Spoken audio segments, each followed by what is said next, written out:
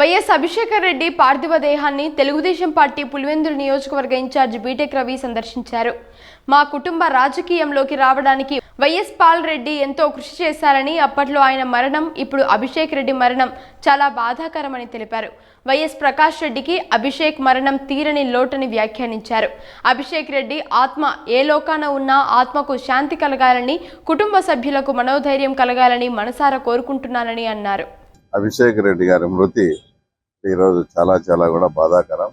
ఈ వయసులో వైఎస్ ప్రకాష్ రెడ్డి కుటుంబానికి కానీ మరియు వైఎస్ మదన్న కుటుంబానికి కానీ ఇంతటి తీవ్ర విషాదం రావడం కూడా నిజంగా కూడా చాలా కూడా బాధాకరం. ఇది తర్వాత అంతకుముందు గతంలో కూడా వైఎస్ ప్రకాష్ రెడ్డి గారు అబ్బాయి అయినటువంటి పాల్ రెడ్డి గారు కూడా అంత 34-35 సంవత్సరాల్లోనే మరణించడం జరిగింది.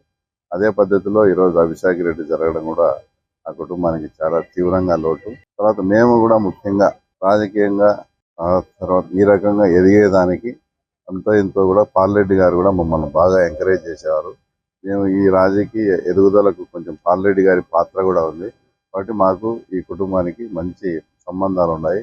తర్వాత ఈ వయసులో ఈ వైఎస్ ప్రకాష్ రెడ్డి గారికి కానీ తర్వాత వైఎస్ మధుకు కానీ ఇంతటి తీవ్ర విషాదం కలగడం, తర్వాత ఆ కుటుంబం త్వరగా ఈ విషాదాన్ని దిగమింగి కూడా తర్వాత వాళ్ళకి మనోనిబ్బరం గుండె నిబ్బరం ఇవ్వాలని కూడా ఆ దేవుని ప్రార్థిస్తూ, అలాగే అభిషేక్ రెడ్డి ఆత్మ ఆయన ఎక్కడ ఏ లోకంలో ఉన్నా కూడా ఆయన ఆత్మకు శాంతి చేకూర్చాలని కూడా మనస్ఫూర్తిగా